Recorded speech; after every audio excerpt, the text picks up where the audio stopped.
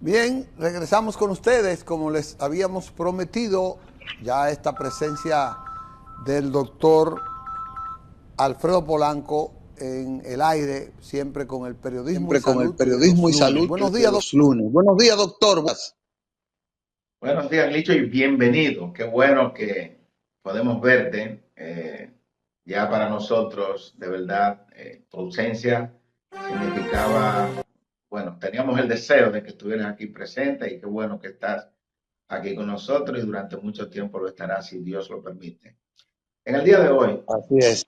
va- vamos a tratar un tema que nos llama a mucha preocupación y es sobre la venta libre de medicamentos y sus consecuencias para la salud.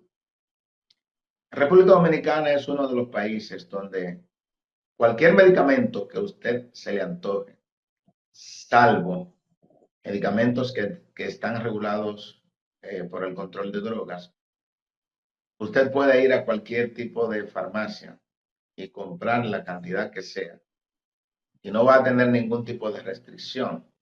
Y esto puede ser muy perjudicial para la salud y lo vamos a explicar más adelante. En el día de ayer vi una información eh, en uno de los medios de comunicación y hoy la vi replicada sobre la gran cantidad de medicamentos que expende lo que son las farmacias del pueblo. ¿Ok? En la farmacia del pueblo usted va y compra 100 tabletas de acetaminofén, se la venden. 100 tabletas de omeprazol, se la venden. 100 tabletas de losartán, de amlodipina, tantos frascos de insulina, se la venden. Ok. El hecho de que tengamos a las farmacias del pueblo es una bendición porque muchas personas que deberían de pagar por una tableta 25 pesos, 20 pesos, van a pagar 30 centavos. O sea, con un peso van a comprar 3 tabletas. Ok, eso está bien. Ahora bien, yo entiendo que debe de regularse, debe de haber una regularización del expendio de medicamentos. Cuando usted ve que en un año Promese o la farmacia del pueblo expendieron 80 y tantos millones de acetaminofén, 70 y tantos millones de omeprazol, son cantidades exorbitantes. ¿La están consumiendo aquí en el país solamente o se la están llevando para el extranjero? Son algunas de las preguntas que uno se hace, pero bueno, lo nuestro es básicamente hablar de salud. Lo demás, bueno, que se Doctor, tomen y en la farmacia investigación. del pueblo, doctor, perdóneme, en la farmacia del pueblo no exigen una receta previa para vender esos medicamentos. Deberían, pero usted va y usted quiere 30, como dije anteriormente, y se la expenden. Yo entiendo que deberían, aunque sean medicamentos a bajo costo, debería de exigirse una receta actualizada. Por ejemplo, tu seguro, una receta que si no tiene de uso continuo, si tiene de uso continuo te la despachan hasta 3 veces, o sea, durante 3 meses. Usted puede hacer 3 compras, pero usted puede ir a la farmacia del pueblo con receta, una receta que tenga 1 año, 2 años, y expenden el medicamento, sin saber si esa persona o el nombre de la persona que está en la receta está viva o ya ha fallecido. Pero lo peor es que usted manda a comprar cualquier medicamento con cualquier persona y te van a vender los medicamentos, la mayoría de los medicamentos. ¿Ok? Entonces, es una situación que puede traer consecuencias para la salud y ese es el tema. El expendio de medicamentos sin receta trae o puede traer consecuencias para la salud. Me explico. Nosotros como médicos te damos la receta y te damos la cantidad de medicamentos en la receta que vas a utilizar y por el tiempo que vas a utilizar. Y ya con diagnóstico preestablecido que dice que tienes tal o cual patología. Te indicamos los medicamentos, tú sabes por qué tiempo, por una semana, 10 días, 2 semanas, etc. Sin embargo, cuando tú tienes una sintomatología clínica, vamos a suponer lo más frecuente, el paciente tiene tos y fiebre, tiene 3 días de tos, 3 días de fiebre. Ese paciente supone o presume que tiene un proceso gripal, es lo más frecuente. ¿Okay? Va a la farmacia o a la farmacia del pueblo, compra su jarabe antigripal, si tiene fiebre compra acetaminofén, pero esa misma persona, que no es un paciente porque no ha ido al médico todavía, pide antibióticos, que es lo más común, que pida amoxicilina en la farmacia del pueblo. Se la van a vender sin ningún tipo de control. Ese paciente está utilizando inadecuadamente un antibiótico para un proceso viral. Una gripe es producida por un virus. Entonces, aquí viene el problema. Ese paciente posteriormente va a tener cualquier tipo de infección, pues lamentablemente los derivados de la penicilina no le van a hacer ningún efecto, porque ese paciente pudo haber tenido resistencia microbiana por el uso indebido de medicamentos. Y las personas que son así son reiterativas. O sea, ese paciente, esa persona, lo hizo hoy y lo va a hacer dentro de 2 meses y lo va a hacer dentro de 6 meses, etcétera. Porque hay personas que son asiduos consumidores de ciertos tipos de medicamentos sin tomar en cuenta lo que le puede ocurrir a ese paciente. Otro ejemplo importante es con el hecho de los analgésicos. El ibuprofeno, que es uno de los analgésicos más vendidos a nivel mundial, medicamento que se vende en las farmacias del pueblo, tanto de 400 miligramos como de 600 miligramos. En Estados Unidos, el que tiene venta libre es el de 200 miligramos, que viene con el nombre de Advil. Aquí venden el de 400 y el de 600 miligramos. Ese paciente tiene un dolor, compra el ibuprofeno sin saber por qué tiempo lo va a utilizar, por qué dosis, mientras le duela va a estar utilizándolo cada tantas horas que le duela. Entonces, ese paciente puede durar una semana, un mes, 2 meses usando el ibuprofeno y posteriormente cuando vaya al médico, ese paciente con una insuficiencia renal crónica, secundario a qué? Al uso de analgésicos, porque los analgésicos pueden conllevar a insuficiencia renal crónica. De hecho, hace aproximadamente un mes tuve un paciente con una insuficiencia renal aguda por el uso de un analgésico. Gracias a Dios, ese paciente pudo recuperarse, pero es un paciente que pudo haber quedado en terapia de diálisis. Tenemos otros casos de pacientes que son hipertensos y el paciente hipertenso, por ejemplo, cualquier medicamento que consuma, que tiene que ser de manera estricta dirigida por un médico. Ese paciente compró un antigripal, ese antigripal tiene descongestionante y muchos de los descongestionantes del antigripal son medicamentos que te van a subir la presión. Entonces te pueden exacerbar una crisis hipertensiva.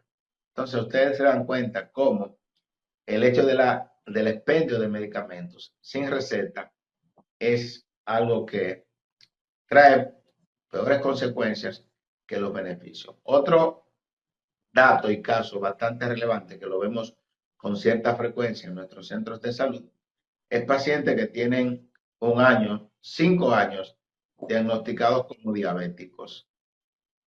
Como le venden la insulina en las farmacias del pueblo con una receta que el paciente tiene 5 años comprándola o sin receta, y ojalá no sea así, ojalá yo esté equivocado, pero hasta ahora lo que he investigado es eso.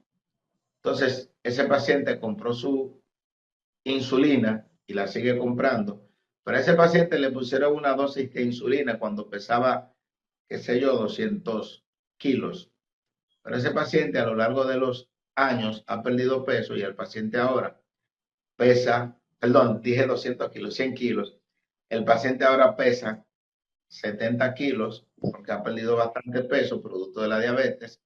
Y ese paciente está utilizando la misma dosis de insulina que cuando tenía 100 kilogramos de peso. ¿Qué trae como consecuencia esto? Que le va a bajar de manera abrupta los niveles de glicemia o de azúcar en sangre. Por eso es importante, señores, que el expendio de los medicamentos sea acompañado de una receta. Entonces, a veces el paciente dice que no tiene, pues, para ir a una consulta, y yo le digo que hay más de 7 millones de habitantes de República Dominicana que tienen el seguro Senasa. O sea, que usted puede ir a sacar una vez al año, 2 veces al año, a una consulta. Si es una consulta preventiva, usted puede ir una vez al año. Claro, ya si es una consulta de seguimiento, que es diabético, que es hipertenso, cuantas veces le haya puesto el facultativo. Y ese médico es que le va a dar las directrices de qué cantidad de insulina va a utilizar, qué cantidad o cuáles medicamentos antihipertensivos va a usar. ¿Por qué? Porque cuando usted compra un medicamento que le indicaron hace 5 años y lo sigue comprando, usted no tiene idea de cómo está su cuerpo. Usted no tiene idea ya de las complicaciones que han derivado de la diabetes, de la hipertensión o de su enfermedad de base. Cuando usted compra medicamentos antibióticos para un proceso gripal, que es un proceso viral, usted simplemente está conllevando a resistencia microbiana. Por ejemplo, en la década de los 50, si no se descubren nuevos antibióticos, posiblemente, y es un llamado que hace la Organización Mundial de la Salud, al uso a discreción de los antibióticos. Nos los recomiendan a nosotros los médicos, que no por todo proceso vamos a indicar un antibiótico, porque en el 2050 vamos a tener poco arsenal terapéutico antibiótico. ¿Por qué? Precisamente por eso, por el mal uso de los antibióticos, por el hecho de que por una gripe estamos tomando un antibiótico. He visto a pacientes que porque por un dolor de cabeza, por un dolor de estómago, han tomado antibióticos. Entonces, no pueden diferenciar lo que es un analgésico, que es para el dolor, o un antibiótico, que es para una infección bacteriana. He visto también a Doctor, pacientes. Sí, dígame, Licho.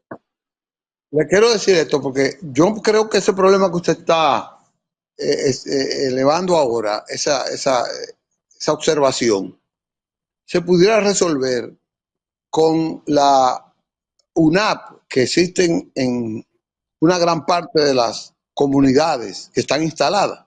Y entonces aquí resalto lo que me decía el jueves, el miércoles, un médico amigo que está responsabilizado de una UNAP en un barrio de la zona norte.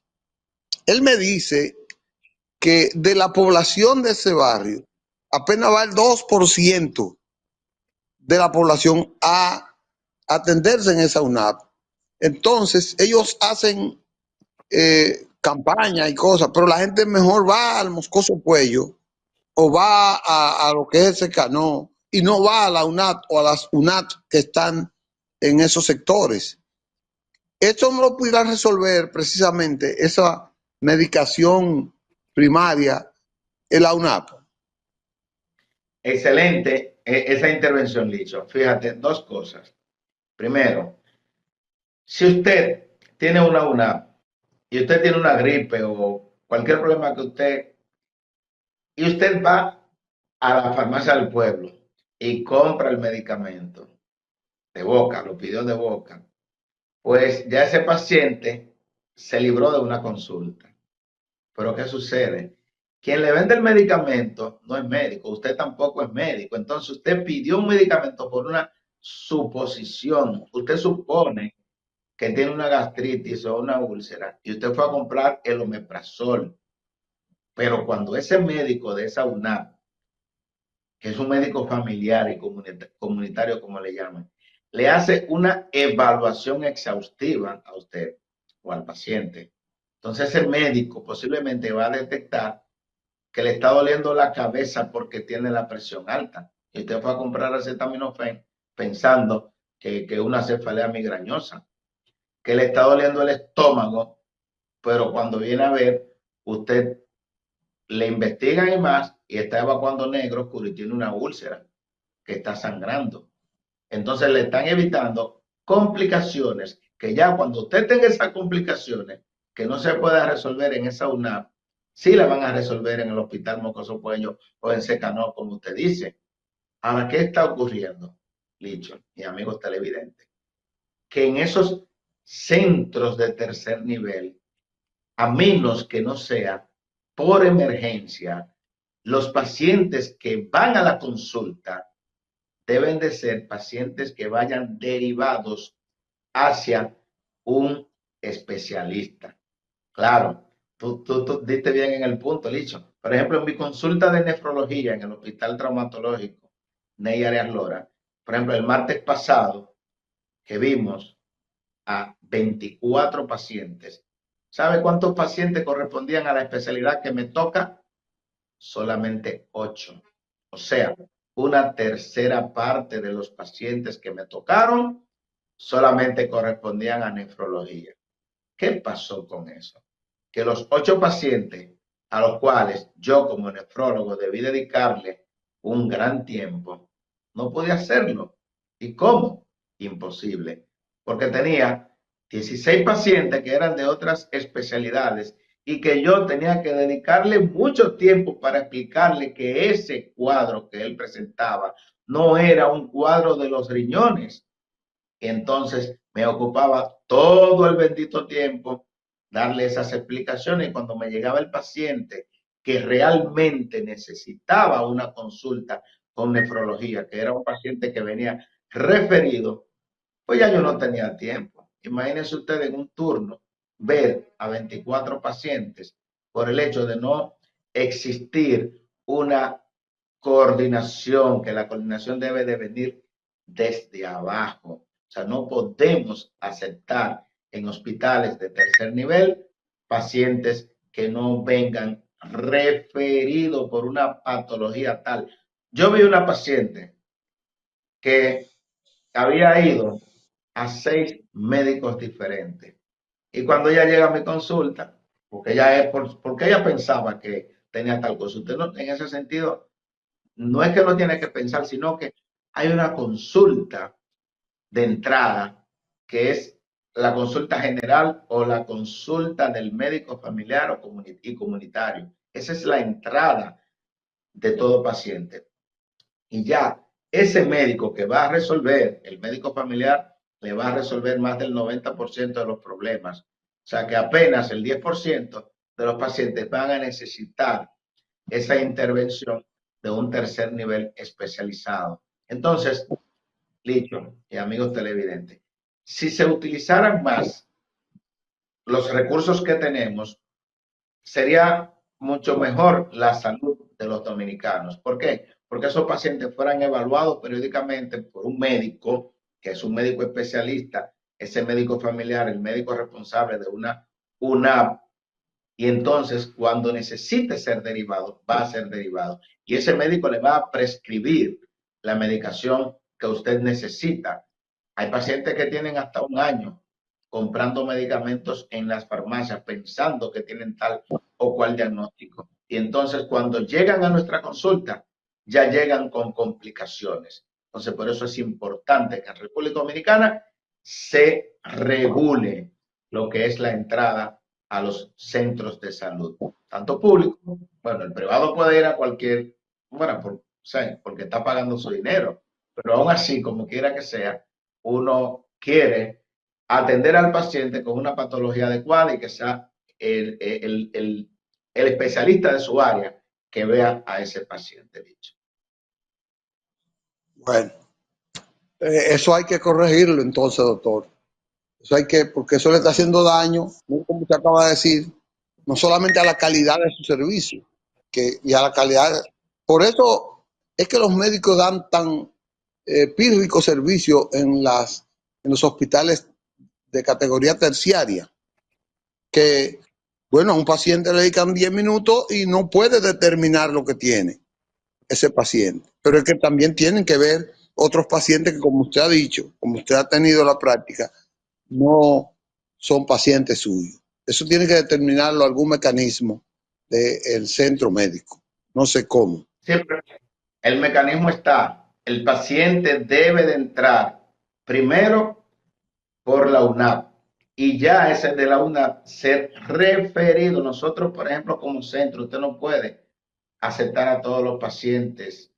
Bueno, el paciente dirá, yo pago mi seguro y esto, pero es como te dice, hay que buscarle los mecanismos adecuados para que se dé no cantidad, sino calidad. Que si damos calidad, entonces vamos a tener mejores diagnósticos, vamos a tener mejores estadísticas, porque en base a las estadísticas es que se evalúa la salud pública de cualquier país, en base a cómo llevemos, que también llevemos las estadísticas. Correcto. Doctor, nos queda poco tiempo ya, pero usted habló del Promesecal.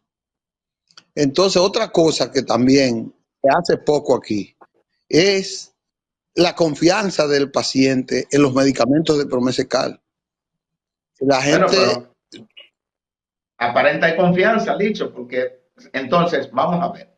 Si no hay confianza, ¿por qué estamos hablando de 86 millones de acetaminofén, 78 millones de omeprazol?